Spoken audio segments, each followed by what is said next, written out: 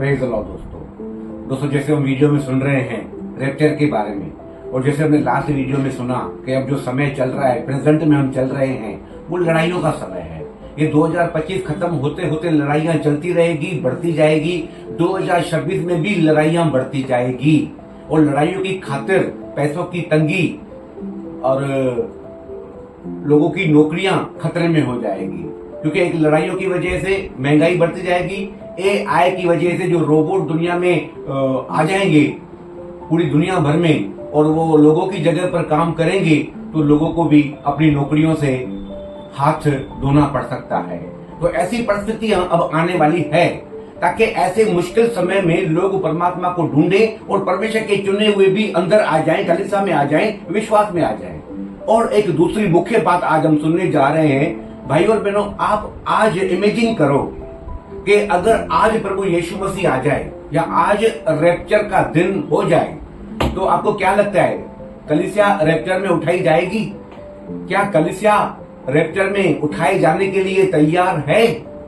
दोस्तों, मुझे ऐसा लगता है पर्सनली कि कलीसिया भी, दुल्हन भी अब तक तैयार नहीं है, और कलीसिया दुल्हन तैयार न होने की वजह से भी प्रभु आने में थोड़ा लेट कर रहा है।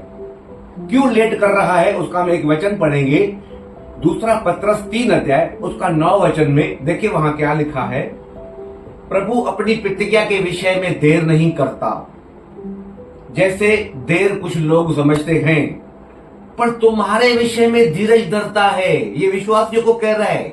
अगर आप दूसरा पत्रस 3 अध्याय का 1 वचन से पढ़ेंगे तो आपको पता चल जाएगा, ये अनबिलीवरों के लिए नहीं कर रहा है, ये अन्य जातियों के लिए नहीं बोल रहा है, ये आपके लिए, मेरे लिए, विश्वासियों के लिए, कलीसियाओं के लिए बोल रहा है। कहता है, प्रभु अपनी प्रतिज्ञा के विषय में देर नहीं करता, जैसे देर कुछ लोग समझते हैं, पर तुम्हारे विषय में धीरज धरता है। तुम्हारे विषय में वो धीरज धरता है और नहीं चाहता कि कोई नष्ट हो। विश्वासियों में से वो नहीं चाहता कि कोई नष्ट हो, इसलिए हमारे लिए वो धीरज धरे रहता है, वरन यह कि सबको मन फिराव का अवसर मिले। यानी जितने लोग अंदर आ चुके हैं, कलीसियाओं में हैं, विश्वास कर चुके हैं, उद्धार पा चुके हैं, उन्होंने भी अब तक यानी मन नहीं फिराया है। प्रभु हमारे लिए धीरज धर रहा है, कलीसियाओं के लिए, अपनी दुल्हन के लिए धीरज धर रहा है कि मेरी दुल्हन को मन फिराव का अवसर मिले और मेरी दुल्हन तैयार हो जाए, ताकि मैं दूल्हा बनकर दुल्हन को लेने के लिए जाऊं। वो हमारे लिए धीरज धर रहा है, वो हमारे लिए वो रुका हुआ है, क्योंकि हम तैयार नहीं है। बाइबल का वचन पत्रस यही कह रहा है। दोस्तों, आज भी अगर देखा जाए तो कुछ कलीसियाओं में बपतिस्मा लेने के बाद भी कुछ लोग शराब पीते हैं, स्मोकिंग करते हैं, व्यभिचार में फंसे हुए हैं, किसी लस्ट में फंसे हुए हैं, कुछ लोग तो गुप्त पापों में फंसे हुए हैं। कहीं तो कलीसियाओं में झगड़े हो रहे हैं, एक दूसरे के ऊपर मुकदमा चल रहा है, कहीं तो पॉलिटिशियन कलीसिया में आ गई है, कहीं कलीसिया में तो शतरंज की चाल चल रहे हैं, कहीं बहुत बातें ऐसी है दोस्तों कि आज भी मैं पूरे वर्ल्ड की बात कर रहा हूँ, केवल महाराष्ट्र की या भारत देश की बात नहीं कर रहा हूँ, क्योंकि आज भी कलीसिया तैयार नहीं है। ये मैं नहीं बोल रहा हूँ, पत्रस बोल रहा है कि वो धीरज धर रहा है, नहीं आ रहा है। जैसे तुम समझ रहे हो कि देर हो गई है, क्यों नहीं आ रहा है, तो वो हमारे लिए धीरज धर रहा है, ताकि हम अपना मन फिराएं, हम दुल्हन के समान तैयार रहें, हम आत्मा और सच्चाई में आ जाएं, हम होश में आ जाएं, हम वापस आत्मिक जीवन में आ जाएं, संसार और संसार की अभिलाषाओं से दूर रहें, हम बुराई और पाप से, अंधकार से दूर रहें। इसीलिए परमेश्वर हमारी चिंता करता है, बाहर वालों की इतनी चिंता नहीं करता है, क्योंकि बाहर वाले अब तक अंदर नहीं आए हैं। बाहर वालों से ज्यादा हम अंदर वालों की फिक्र करता है कि जो अंदर आ चुके हैं, जो बपतिस्मा लेकर उद्धार पा चुके हैं, उनका क्या होगा। दोस्तों, एक मत्ती में 25 अध्याय में दृष्टांत दिया गया है 10 कुंवारियों का। हम सब जानते हैं, हम सब ने पढ़ा है, सुना है।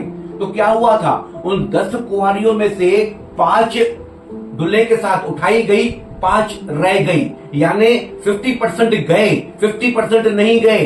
कहीं ये दुष्टांत अगर आज रैप्चर हो जाए, ये दुष्टांत सही तो नहीं हो जाएगा कि आधी कलीसिया जाएगी, आधी कलीसिया रह जाएगी, जैसे 10 में से 5 गए, 5 रह गए। क्योंकि ये प्रभु नहीं चाहता कि आधी कलीसिया रह जाए।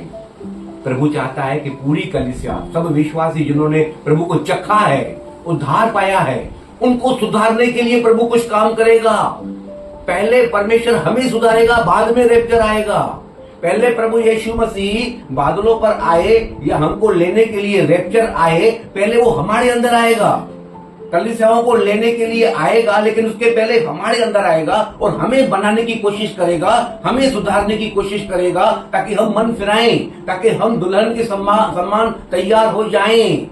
क्योंकि दोस्तों वो हमारे लिए इंतजार कर रहा है, क्योंकि हम अब भी तैयार नहीं है। आज भी कलीसियाओं में देखो कंपटीशन चल रही है, हॉलीवुड बॉलीवुड कलीसिया में आ गई है, एक दूसरे से नफरत करते हैं, परमेश्वर से प्यार नहीं करते हैं, अशांति में हैं, झगड़ों में हैं, गुस्सा करते हैं, क्रोध करते हैं, बुरी आदतों में हैं, किसी लस्ट में फंसे हुए हैं, किसी गुप्त पापों में फंसे हुए हैं। परमेश्वर सब जानता है, हमारे मन की बातों को भी जानता है, हम कितना तैयार हैं, कितना तैयार नहीं है, परमेश्वर जानता है। परमेश्वर ये भी जानता है अगर आज रैप्चर हो जाएगा तो कितने विश्वासी रैप्चर में उठाए जाएंगे, कितने रह जाएंगे। परमेश्वर के पास पूरी रिजल्ट हाथ में है, तमाम विश्व भर की कलीसियाओं के बारे में प्रभु को मालूम है। इसीलिए क्लियर पत्रस क्लियर बोलता है हम विश्वासियों के लिए, कलीसियाओं के लिए वो देर नहीं कर रहा है, वरन तुम्हारे लिए वो धीरज धर रहा है, ताकि हम सब अपना मन फिराएं।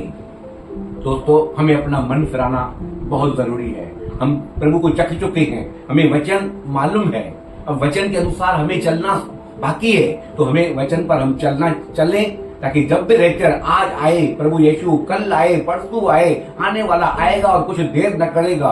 इसलिए बाइबल में इब्रानियों में भी लिखा है, हमने लास्ट वचन में पढ़ा था 10 अध्याय के 37, 38, 39 में, कि आने वाला आएगा कुछ देर न करेगा। हम पढ़ेंगे वो वचन,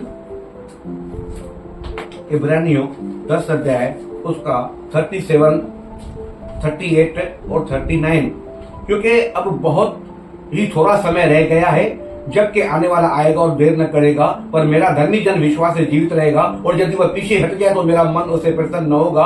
पर हम हटने वाले नहीं कि नाश हो जाए, पर विश्वास करने वाले हैं कि प्राणों को बचाएं।